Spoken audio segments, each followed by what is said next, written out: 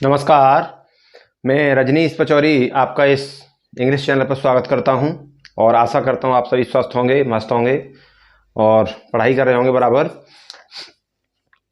और Deepawali is approaching to you. Deepawali बहुत नज़दीक आ रही है and you are preparing yourself to celebrate Diwali.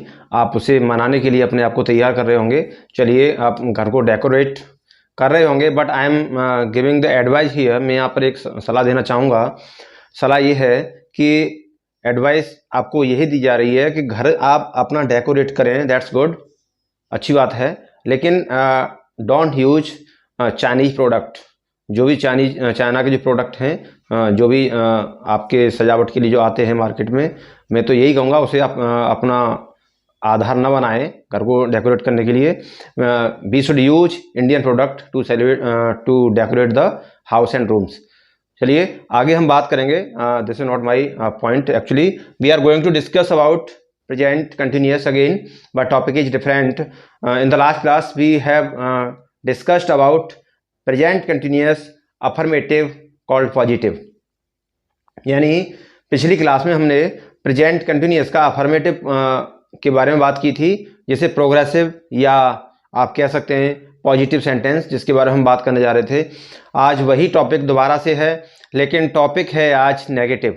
आज हम बात करेंगे प्रेजेंट कंटिन्यूअस नेगेटिव की। अब देखेंगे नेगेटिव किस प्रकार से वाक्य बनते हैं। कोई खास अंतर नहीं है, केवल नॉट का प्रयोग करना है, बाकी सारा कुछ वही है। जैसे आप बोल रहे हैं मैं पढ़ाई नहीं कर रहा हूँ, यानी यहाँ पर भी रहा है, रही है, रहे हैं आ रहा है वाक्य के अंत में, और काम लगातार जारी है। लेकिन ध्यान रखेंगे, मैंने पिछली क्लास में बताया था, again I am going to tell we will not use time in this sentence. इस प्रकार के सेंटेंस जो आएंगे और इस सेंटेंस में हम टाइम का यानी समय का प्रयोग नहीं करेंगे, बिकॉज समय की बात इस सेंटेंस में नहीं की जाती।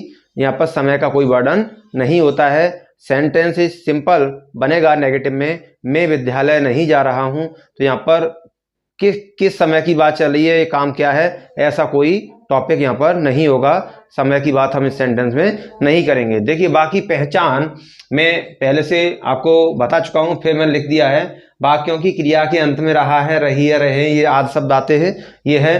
बाकी सिंगुलर में आई, यू और ये सब आते हैं, और प्लूरल में ये सब आते हैं। In the last class I told you. और ध्यान रखेंगे, अगेन मैं आपको बता देता हूं। देखिए मैन वर्ब की first form plus ING, main verb की जो होगी उसकी फर्स्ट फॉर्म में आईएनजी का प्रयोग करेंगे, और सहायक क्रिया एजेमार होंगी। यहाँ पर सेम है, सहायक क्रिया एजेमार का प्रयोग करेंगे कर्ता के अनुसार। यदि कर्ता आई है, वैसे आई और यू सिंगुलर होता है, लेकिन यहाँ कर्ता आई है तो हम एम का प्रयोग करेंगे। यदि कर्ता यू है तो हम आर का प्रयोग करेंगे। बेशक सिंगुलर है लेकिन हम आर का प्रयोग करेंगे। और यहाँ पर ही, सी, इट, नेम या किसी का रिलेशन है तो हम यहाँ पर इज का प्रयोग करेंगे। बाकी आप देख रहे हैं प्लूरल है, वी है तो हम आर का प्रयोग करेंगे, यू है तो आर लगाएंगे, और दे या इस प्रकार के शब्द आते हैं तो हम आर का प्रयोग करेंगे। अगला है, आप देख रहे हैं सिंगुलर सब्जेक्ट के साथ इज का प्रयोग, आई और यू को छोड़कर, आई और यू को छोड़कर बाकी जो सिंगुलर होंगे इनके साथ इज का प्रयोग होगा। प्लूरल सब्जेक्ट के साथ आर का प्रयोग होगा, ये जो लिखे हुए हैं ये वाले और ये यू। और आगे देखेंगे आई के साथ एम का प्रयोग होगा। ठीक है, ये मैं आपको बता चुका हूं। अब इसका नेगेटिव का ये रूल लिखा हुआ है, रूल नंबर 2 मैंने लिख दिया है। तो रूल है subject plus is am are plus not. अब इज एम आर जो हम बना रहे हैं इसके जस्ट बाद हमें नॉट का प्रयोग करना होगा। सहायक क्रिया के तुरंत बाद हम नॉट का प्रयोग करेंगे, उसके बाद V1 का प्रयोग करेंगे। पहले आपने क्या देखा अफर्मेटिव में, ये यहाँ पर नॉट नहीं था, केवल इजेमार प्लस V1 प्लस आईएनजी था। लेकिन अब क्या है, V1 से पहले और इजेमार के बाद में यानी बीच में नॉट का प्रयोग करेंगे। उसके बाद हम V1 प्लस आईएनजी, उसके बाद में ऑब्जेक्ट और अदर वर्ड जो भी होगा वो। तो some are written here, some sentences are written here, let's make them, बनाते हैं उन्हें। चलिए देखते हैं। पहला है चपरासी घंटी नहीं बजा रहा है। देखिए आप यहाँ सोच रहे हैं कि चपरासी की बात चल रही है, तो भाई जब आप पढ़ाई की बात कर रहे हैं, विद्यालय जा रहे हैं और सारी चीज़ें पढ़ाई से संबंधित हैं और ये वाक्य आप बना रहे हैं, तो फिर चपरासी तो आएगा ही आएगा। चलिए तो बात करेंगे। तो चपरासी एक पद है उसका, तो चपरासी के लिए हम लगाएंगे द पियोन, द पियोन। और उसके बाद में हम देखेंगे पियोन एक है। पियोन क्या है? कोई पियोन है यहाँ पर, उसके एक है कि बजा रहा है। रहा है का मतलब कोई एक है, कोई एक है तो सिंगुलर है, एक है तो सिंगुलर है, और सिंगुलर है तो इज का प्रयोग कर देंगे, द पियोन इज। उसके बाद में नॉट लगा देंगे, नॉट। नॉट के बाद में आप देखेंगे V1 आएगा, क्या? बजा रहा है। The peon is not ringing, the peon is not ringing.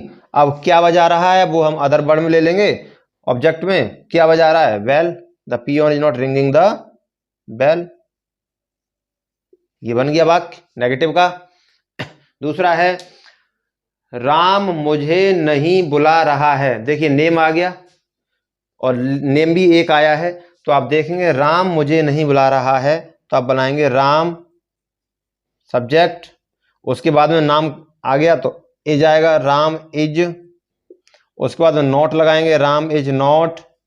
उसके बाद में B1 लगाएंगे तो बुलाना क्या होता है? बुलाना होता है कॉल, कॉल।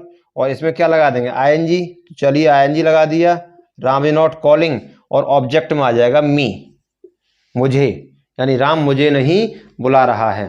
तो ये दो वाक्य हमने यहाँ पर बना दिए, आपने देखे दोनों नेगेटिव के हैं, ये दोनों बन चुके हैं। ठीक है, चलिए तीसरा वाक्य देखते हैं।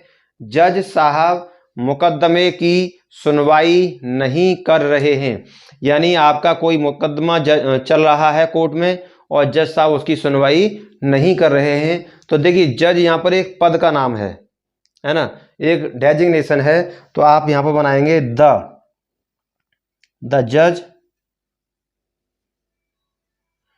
द जज इज, जज कोई एक है, इज, द जज इज नॉट, नॉट लगाएंगे। और उसके बाद में सुनवाई के लिए हियरिंग, द जज इज नॉट हियर, हियर लगा देंगे सुनना, और ING लगा देंगे हियरिंग, और क्या ऑब्जेक्ट में आ जाएगा? द केस, द जज is not hearing the case. तो ये बन गया जज साहब मुकदमे की सुनवाई नहीं कर रहे हैं। अगला है मुझे बुखार नहीं आ रहा है। देखिए मैं स्वस्थ हूँ, आपके सामने खड़ा हुआ हूँ, पढ़ा रहा हूँ, है ना, तो मुझे बुखार तो नहीं आ रहा है, मैंने ये वाक्य बनाना है। चलिए बनाना है तो हम देखें, मुझे का मतलब आए, मुझे का मतलब आई, और आई आप लगाएंगे तो मैंने क्या बताया, आई के साथ लगाएंगे एम, आई एम। उसके बाद हम लगाएंगे नॉट, आई एम नॉट। उसके बाद में V1, तो V1 क्या? आई एम नॉट। अब देखिए बुखार आने के लिए आप ये नहीं है बुखार मुझे नहीं आ रहा है, यानी आना साइकिल पे आ रहा है बुखार, लेकिन आज वो साइकिल लेके नहीं आ रहा है, ना वो बाइक लेके आ रहा है, तो आने के लिए आप ये कमिंग का प्रयोग ना कर दें। आ रहा है यानी बुखार आ रहा है, तो आपने सोचा आ रहा है तो कमिंग लगेगा, तो कमिंग तो नहीं लगेगा यहाँ पर। बुखार मुझे आने का मतलब फील होना है, तो आई एम नॉट। अब बुखार आने के लिए आप लगाएंगे सफरिंग,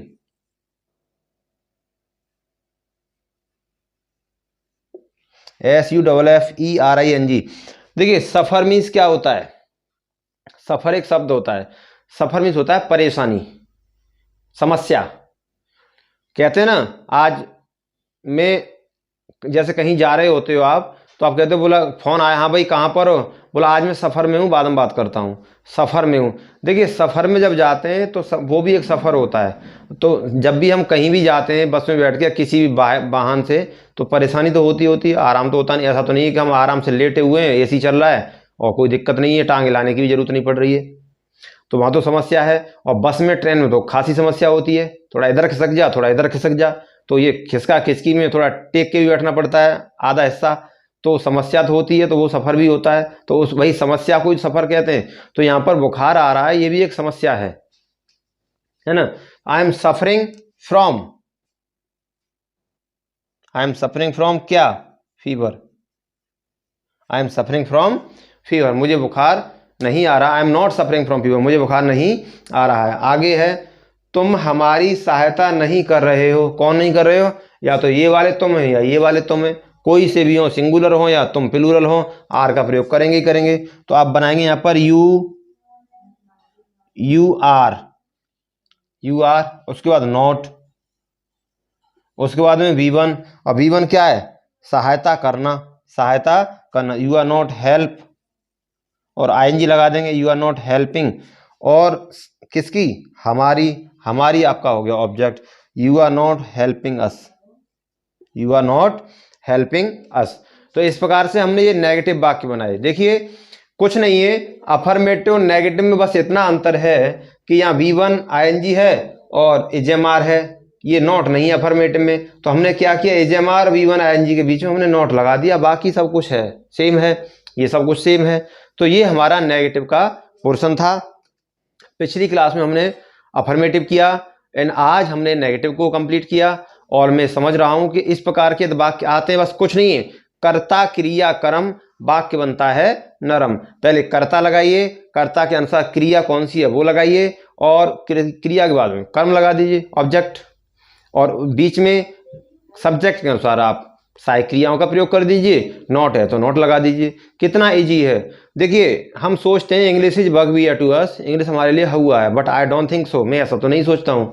इंग्लिश हुआ हमारे लिए नहीं है, हमारे लिए कोई सब्जेक्ट हुआ नहीं होता। इफ वी थिंक, यदि हम सोचते हैं तो वो हुआ है, नहीं तो नहीं है ना। और आपने यदि अपने दिमाग में मान लिया है कि there is no word in the dictionary that is impossible for us, यानी हमारे लिए डिक्शनरी में इम्पॉसिबल नाम का कोई शब्द है ही नहीं, है ना। असंभव नाम का हमारे लिए कोई शब्द नहीं है डिक्शनरी। हमने यदि ये मान लिया तो एवरीथिंग इज पॉसिबल, फिर सब कुछ संभव ही है, क्योंकि असंभव तो है ही नहीं। तो ये है, आपने आज नेगेटिव किया और पिछली क्लास में आपने पॉजिटिव किया। In the coming class we will discuss about interrogative and धीरे धीरे हम आगे बढ़ेंगे। चलिए तो आज के लिए इतना काफ़ी है, वीडियो को शेयर करें, अन्य लोगों तक पहुंचाएं। आज के लिए इतना काफ़ी है, अगले टॉपिक के साथ फिर मुलाकात करते हैं, तब तक के लिए विदा लेते हैं। नमस्कार, गुड नाइट, गुड बाय।